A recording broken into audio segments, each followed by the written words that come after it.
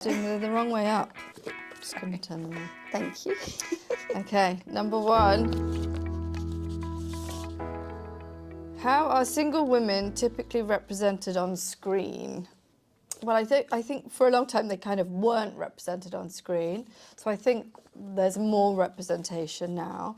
I think for me the bugbear is that they very seldomly depict single women who've made a choice not to have children. Mm-hmm.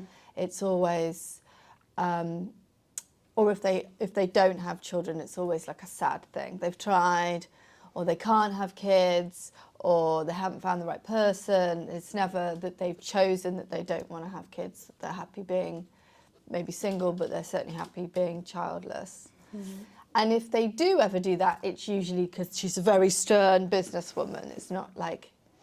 It's not really shown as an actual choice. I mean, I used to love watching Sex and the City, actually. Mm-hmm. I kind of grew up on that. Who was your fave? Who was my fave? Mm. I mean, a bit of all of them, but I suppose Carrie was someone that I related to because she was a sort of career woman. Well, I don't know why I did bunny fingers.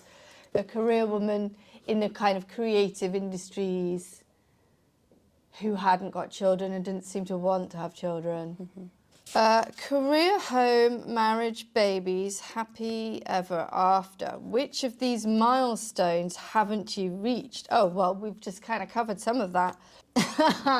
I would answer differently every day about whether or not I've reached a career milestone. Sometimes I think it's going brilliantly, sometimes I think it's going terribly.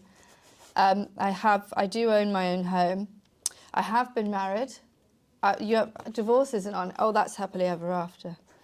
I remember a great quote that I heard once from Cher, where she said, "All I ever wanted for my daughters was they get married, divorced, and live happily ever after." What words come to mind when you think of spinster? Old. Square. Spectacles. I think when you hear the word spinster, you think like Jane Austen's time. It's not a word that I hear people say a lot now, which is good because it has bad connotations, but actually maybe it would be nice to reclaim it. Mm. I think the word bachelor has got all sorts of sexiness about it, whereas I would love it if we had our equivalent. Yeah, why don't we? Yeah. Okay, starting from now, we're reclaiming spinster. How would you feel if someone called you a spinster? Yeah, I think I'd feel weird because of all those connotations. I should be a proud spinster. Like I'm more than happy. I'll start a hashtag. Originally a spinster. Oh, here we go. Originally a spinster was a woman who spun wool for a living. There you go. We're learning. This financial independence meant that she didn't need to marry. Spinster later became an insult for women who were past it or left on the shelf. The patriarchy. Surely not. Yes, I think it's really sad, but I think that men can be a little afraid of women who are independent and perceived to be powerful and happy without them. Their way of dealing with that is to turn the thing into a negative thing. You know, even more so now, I think it's causing men to call into question their raison d'etre to a certain degree, because women really now, a lot of the time, don't need men for financial security. And if they don't want babies either, maybe it'll be them on the shelf. Mic drop. Why do you think society fixates on people's relationship status? Maybe to make them feel better about their own? Mm-hmm. Maybe because society and patriarchy seem a bit like the same word at the moment, I think. I don't think society is sort of equally represented by women or controlled by women. So society fixating on people's relationship, I think, is men fixating on that. And whether women are in relationships or not seems to be really troubling them for some reason at the moment. But really, ain't none of your business. But they seem to want to worry about it. Being single is a privilege previous generations of women couldn't choose. What do you love about it? Wow, that's kind of made me feel a bit emotional reading that line. That's really lovely. I was thinking about this earlier. One of the things I really love about being single is listening to my women friends who are in relationships complain about their men and thinking, I'm so glad I don't have to deal with that. It is a joy every time I listen to a woman moan about her man. So that, probably number one. Freedom of choices, and that's like daily choices, like what do I do with my time today? But it's also freedom of big choices, like life choices. When you're single, you get to make those decisions for the best for you, and you can choose whose counsel you're going to take to help you make those decisions. If you have a partner, you get their influence by default. So I think you can be a bit more discerning about where you take your counsel and how you make your decisions. And I think women in general, even the ones that say they don't, like me, probably do still really consider a partner's feelings, situation in the decisions that you make yourself, even down to daily ones. You suddenly become the centre of your own universe for a change, which is actually really nice and empowering and fun. Do you think you make the most of it? Sounds kind of crass, but I think if I had more money, I'd be able to make the most of it. I'd be able to do the thing where you say, I could just go on holiday on my own because I'm single, but I don't. Maybe I would. I'm become more aware of making the most of it, I have to say. Like consciously not trying to enjoy it, but being aware of the things that I can do and making the most of them. Nothing is perfect, so what's hard about being so independent? Well, being so independent is what's hard. I'm a very strong person emotionally, and have always been strong and resilient and independent. And I think sometimes you just get tired. Sometimes you just want someone else to be strong for you emotionally, to sort of feel held. But then that's what your friends are for. I'm not a woman who's taken any time to learn DIY of any kind. So it would be nice to have someone around the house to do some things. I think sometimes as a woman, when you get like trades guys in, you can A, feel a bit vulnerable inviting strange men into your house, and B, sometimes you wonder if, like, am I getting the best service here? Am I being patronised about that? You know, if there was a guy here, would they do this differently? I don't have a car, but part of it's because the idea of taking it to a garage fills me with dread. Pick one. Oh, the perfect partner or your best friend? Oh, well, men come and go, but your friend is for life. Sorry. Yeah, I think that's going to have to be that one. I mean, No hesitation. thinking of your best and closest friends, how do they make you feel loved? You can not speak to them for a while and then you pick up the phone and it's all just the same as it was. Or that sort of, life goes on. I mean, I have a really strong little girl group of 4 of us. We've been friends, like 2 of us have been friends since like 20 years, and then the other 2 for another 15 or something. So a long time. And our lives have all gone in different directions. 2 have had children. We've all moved to different places. So we don't get to speak to each other very much, but you know that connection is still there, whatever happens. And when, the shit goes down, they'll club together and send you some flowers or get on a Zoom or... They make me feel loved all the time. All of my girlfriends do. I feel very lucky. That's so nice.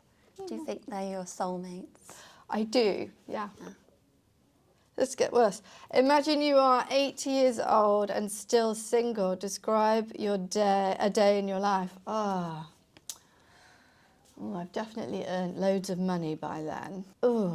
Maybe get up early, sit on my balcony on my terrace, looking out over London for some lovely view, maybe the River Thames, maybe a long brunch with my girlfriends who are all still alive because all their husbands have died by now. So they're living their best lives. Maybe a walk in the park with the dog, some shopping almost certainly, reading a book, maybe do some writing. I think I'll probably still write. How does it feel to imagine that future rather than one that you might have expected? Good, actually, really good.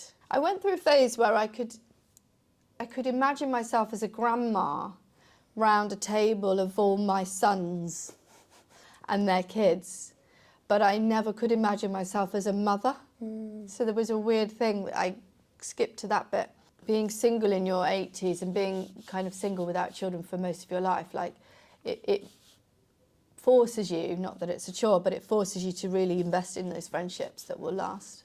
I saw something recently on, I think it was a nurse talking about people when they come to the end of their life, and that actually the single people without children had more visitors than the ones with families. Yeah, Not which what is you'd really expect. sad for them. I think because, well, I guess what I said really, that you really invest in friendships when you don't have family to kind of fall back on. I think you assume that your kids will be there or your partner will be there. I think I see this a lot with female friends that have got like any kind of caring responsibilities, dogs, children, anything like that. And you notice sometimes that they don't have a support network around them because they've got a partner. But then you look at that dynamic and you go, but the partner's not actually helping you. But because you think that they will or assume that they will, you haven't got a support network who actually will. So it is just falling down to you. Oh, what gets complicated about friendship as you grow older? Well, I suppose lives. I suppose people move away, people have kids, people have partners. It maybe gets harder to see each other. I think also just nowadays, like everyone's so busy all the time, it does feel like you have to book in, you know, a month in advance to see your friends. I think with really long friendships, there are definitely times when you feel like you don't have much in common for a little while. But I think that if you stick with it, you get sort of out the other end. And obviously there are friends that come into your life and go again because they're not meant to be there for the duration. They're just a chapter. Yeah, there's moments when you grow apart, but I like to think that in other moments you'll come back together. What would you say to your 18-year-old self to inspire them for the future? Go back to university and do something proper. Get a proper job. I don't know really, because in a way, would you do anything different? Because everything leads you to where you are now. I think I would have loved to have known how gorgeous I was in my 20s. I didn't know that. You were still And then I looked gorgeous. back at some photos and was like, oh mate, how did you not know? What a waste. So You're that would have still been so nice. gorgeous. There's one relationship I would probably advise getting out of faster. Fair enough. When I was in my early 20s. I think 18-year-old me wanted to get married and have 3 kids, I think, was the plan. A boy and a girl and a boy. I think she even knew that.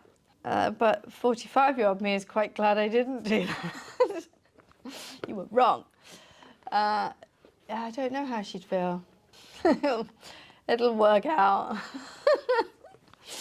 Is there anything else you would like people to know about single women? Ooh. I think I'd probably love men to just reevaluate what it is that it takes now to potentially entice a single woman to not be anymore.